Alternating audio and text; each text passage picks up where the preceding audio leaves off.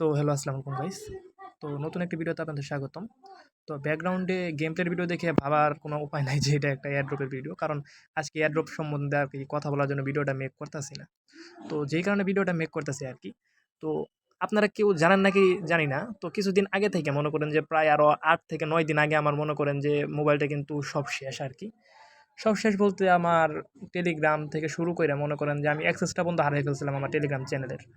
Plus আমার মনে করেন যে এইখান থেকে আমার ট্রান্সফারলেট, মেটামাস্ক, টোন কিপার মানে যত কিছু ছিল মানে এমনকি আমার যে আ ছবি-টবি সব কিছু আমি হারায় ফেলছিলাম। মানে আমার মোবাইলটা মনে করেন যে অটো রিস্টোর করতে হইছে আরকি। মনে করেন হঠাৎ মানে মোবাইল যে এমন নষ্ট হইছে বা কিছু হইছে এরকম কিছু না কিন্তু। আমার মোবাইল মনে করেন যে অটোমেটিক মনে করেন যে সুইচ অফ থেকে মনে করেন যে ওখান থেকে আর অন হইল না। অন না হয়ে মনে করেন যে ওরাই বলতাছে যে ব্যাকআপ করতে হবে, ব্যাকআপ না করলে হবে না মানে ক্লিয়ার ডাটা করতে হবে আরকি।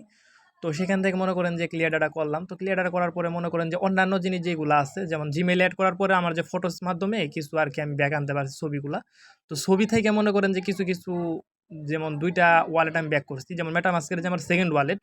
তো আমরা যারা এয়ারড্রপ এ কাজ করি তারা কিন্তু মনে করেন যে যেকোনো একটা কাজ করলে ২ টা মানে রাখি আরকি, ওয়ালেট রাখি।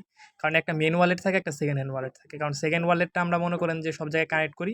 আর যেটা ফার্স্ট ওয়ালেট আছে সেটা মনে করেন যে আমরা মনে করেন ওই পেমেন্টগুলো রাইখে দেই আরকি। তো আমার ফার্স্ট ওয়ালেটটা মনে করেন যে হারায় গেছে। তো এখন বলবেন যে কেমনে কি? তো আমি বলব যে ভাই আমি একটা অলস মানুষ, ঠিক আছে? তো অলসতার কারণেই মূলত আরকি জিনিসটা হারানি।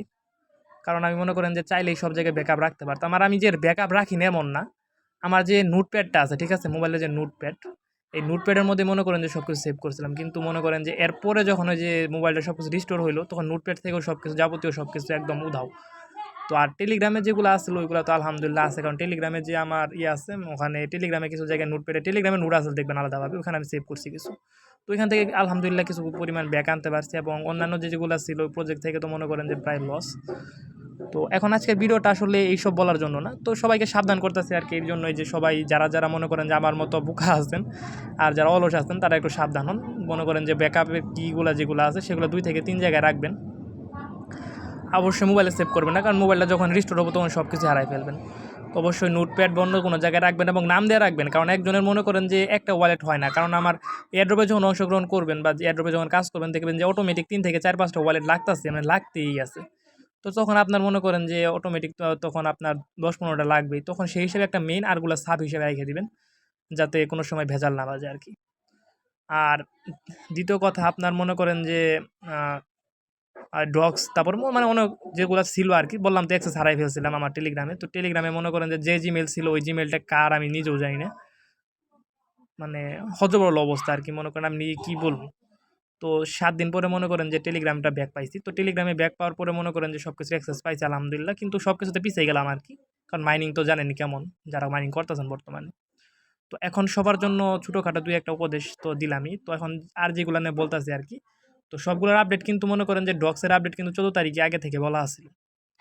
তো ওই ডক্সের আপডেটটা মনে করেন ১৪ তারিখে হতেও পারে, নাও হতে পারে। তো এগুলা মনে করেন যে আমি আমার টেলিগ্রাম চ্যানেলে বিস্তারিত বলবো। তো যারা আছেন এক্সট্রা থাকলে জয়েন হয়ে নিয়েন।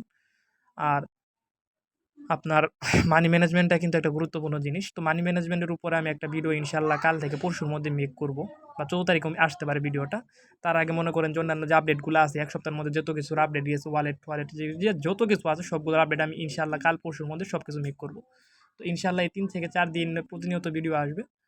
তো সবাই একটু অপেক্ষা করেন, কারণ গুরুত্বপূর্ণ কিছু ইনশাআল্লাহ তাড়াতাড়ি দিব। ঠিক আছে? আল্লাহ হাফেজ।